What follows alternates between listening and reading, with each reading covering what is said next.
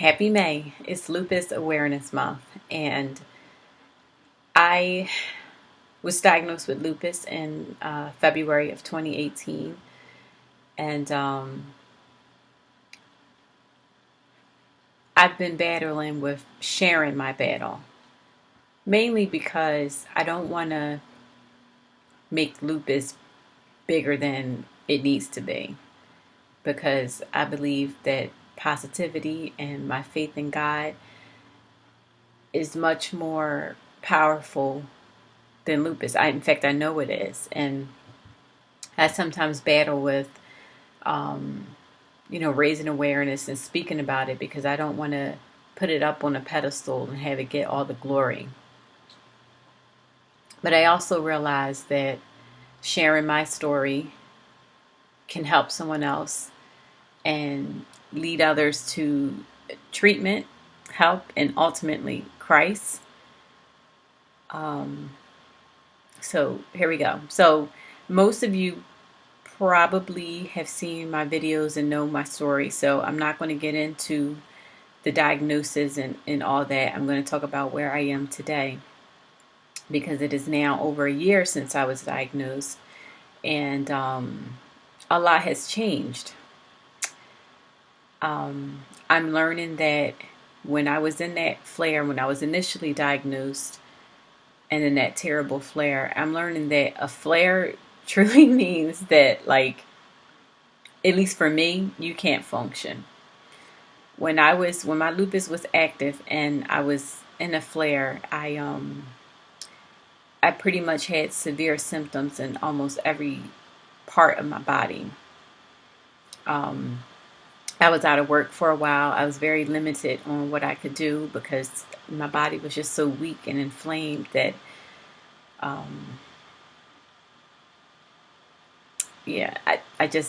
can't go there right now. But what I want to say is that that part is over. But you still deal with symptoms almost daily. And I'm in that phase where, like, I don't know, it's weird. It's like I don't feel horrible. I actually feel well, but I just have little nuances that I deal with. And it is much more a mental and spiritual battle than it is physical. When I was really sick and experiencing a lot of physical symptoms that limited me, my mind didn't have time to process what was actually going on, because I was just so consumed by what I could see, the physical. But as the physical healed and the symptoms resolved, that was when my mind kind of started to kind of take over, or kind of finally started to realize what was going on with me, what I had been through, what I have to face daily, and then of course the anxieties of the future. So it's becoming more of a mental battle. I mean, every day you're reminded of your symptoms. You have to take medications. You have to wear sunscreen. You have to be careful with exhaustion and stress. And it's different for everybody. Some people don't need medication. Some people aren't sensitive to the sun. Some people don't get tired easily. Some people aren't stressed easily. But for me, and it's something I've always known, I just didn't know what was wrong. I've always been very sensitive to stress. I'm one of those people that unfortunately kind of take on other people's pain. And for the most part, I don't know I'm doing it, or I didn't know I was doing it until you just feel so sick and so off that it finally kind of, I guess, clicks. But anyway, those are things I have to be careful of, because I don't want to be sick again. So back to the mental part, it starts to weigh on you.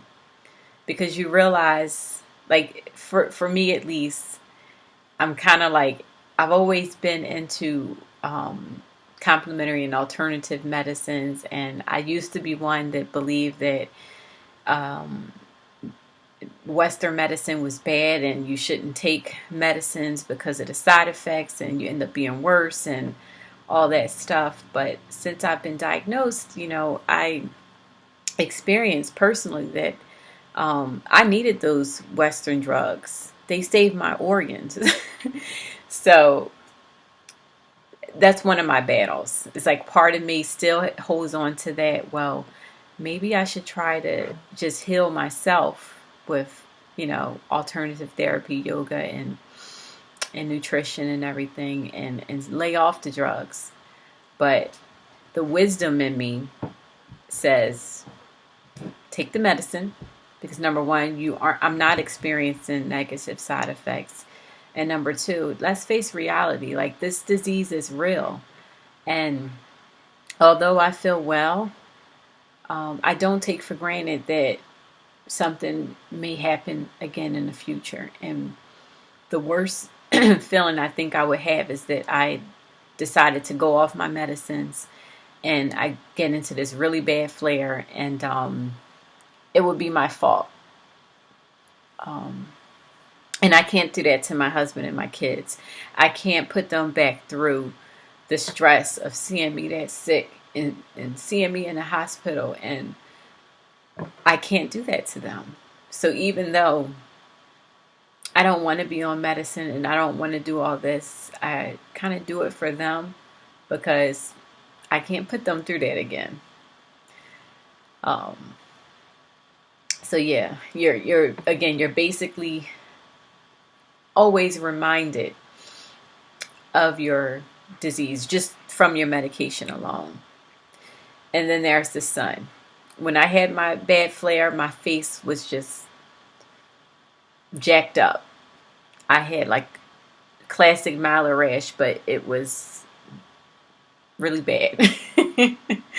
And the sun can do that. And also for me, being out in the sun, if I don't have a big hat on, I get sores on my scalp and it burns, and eventually like the scalp gets so inflamed that the inflammation causes my hair to thin.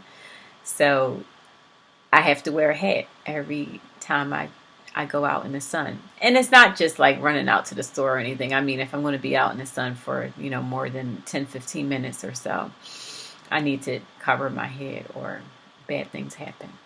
So that's another reminder. And then the physical symptoms in your body. Thankfully for me, I don't have many every day. I mean, I have some joint stiffness and I get tired easily, and I get mouth sores every once in a while. But other than that, I don't really have any pain or limitations right now. Just small little things. So that brings me to the spiritual part of this illness. So the mental is very heavy. The spiritual side of me says that, you have faith, and every time a symptom comes up, whether it be something mental in your mind messing with you, anxiety about whether you're going to get sick again, or whether what you're feeling in your body is like, lupus or a flare or something else or whatever, the mind will want to take you there. But the spirit is there to tell you that you're okay. Look to God, look to the scriptures, look to the word, look to the truth, because I have to hold on to that, even though all this stuff is going on in the physical, the things that I can see. The Bible says to focus on what you can't see. That's where the battle is. It's not against flesh and blood. It's not against the things we can see. It's about the things we can't see. And lupus is really teaching me that I cannot afford to let my focus be on what I'm seeing, what I'm going through. Because what I'm seeing and what I'm going through says that I'm chronically ill, that I have all these limitations, that my body is attacking itself, that I'm at risk for all these other ailments and all these issues. That's what I can see. I can see that when my scalp burns and my hair gets thin. I can see when my bones ache and my joints are sore and swollen, and I have chest pain and I have all these symptoms. These are all the things that I can see. And they will weigh you down. They can weigh you down. But again, it goes back to the spiritual side of me that reminds me, don't focus on that, Tiffany. Don't focus on that, because that's not where the battle is. When I focus on Jesus and on his word, all that stuff, it doesn't go away. It's still there, but I feel stronger. I feel better. I can get through it easily. I don't go down that terrible downward spiral that you can go down if you focus on all that physical stuff. Because I've seen and learned and experienced that. Like, I remember last year when we were on a trip, and this was during when I was recovering from my flare, and I mean, I had pain all over. And I remember thinking, I'm like, wow, I can actually feel every part of my body, like every joint I could feel, because it was inflamed and it was hurting and it was stiff. And I could just feel everything in my body, and it hurt. It was uncomfortable. And I'm trying to walk around and put on this smile so no one, knows what I'm going through. And at one point I couldn't take it anymore. Like, I was in so much discomfort that like tears came to my eyes, and I'm like, I can't walk anymore. I can't go on anymore. Like, I'm done. I just wanted to like sit down and not get up because I felt like I couldn't. And as I'm walking, the hymn came to my mind: when Jesus is my portion, a constant friend is he. His eye is on the sparrow, and I know he watches me. And I just started singing that over and over and over and over and over and over in my head. And I know he watches me. And as I'm walking and still feeling every part of my body, I started to feel a little bit better. I wasn't as mentally exhausted from feeling all those symptoms.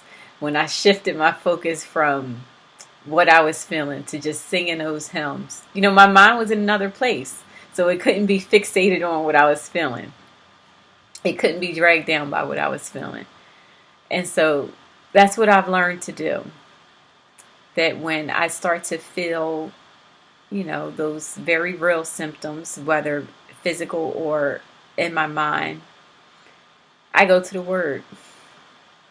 I go to hymns. And that brings me to another point, that before I got sick like this, God had just drawn me so close. I was reading the Bible every day. I was just filling my mind and my spirit with his word. And I went back to singing these old hymns. And I didn't know why. I was like, what's going on? Like, why am I just like, that's all I wanted to take in. And now I know why. Just because I was going to need it. And it gets me through. It gets me through. So, yeah. And what else did I want to cover here? I can't remember now. I can't remember. But I just wanted to, give a little bit of an update. This goes back to when I first started. So when you're in a flare, or at least when I was in a flare, I was like not functional. But I've learned that you still have symptoms even when you're not in a flare. And this has been the hardest part for me to accept and to verbalize. So I just kind of keep it all to myself. It's easier for me to let my husband and kids think that I'm just dramatic and tired than to put it on Lupus. Because again, I don't want them worrying about me. I don't want them feeling sorry for me. I don't want them thinking I'm anything but me. So I don't share my daily challenges until it gets really bad. Until I get like to the point where I'm like, okay, I need to go lay down and take a nap. Or I need to go hide in my bathroom for a minute and get myself together because I'm feeling overwhelmed and my body is tired and I don't want to let that tiredness go on to making me sick. So, because if I just sat around and like complained about how I feel every day, every little symptom I feel or every anxiety I have, I would be paralyzed. I wouldn't get up. I wouldn't be able to do anything. I wouldn't be able to function the way that I need to function because I would be so consumed by what I see again. And that's why the word is just my rock. Reminding me not to focus on what you see, Tiffany. To focus on what you can't see. To focus on, Jesus. On your faith. Because he's the one that gets you through. He's the one that gets me through. I don't know how else to put it.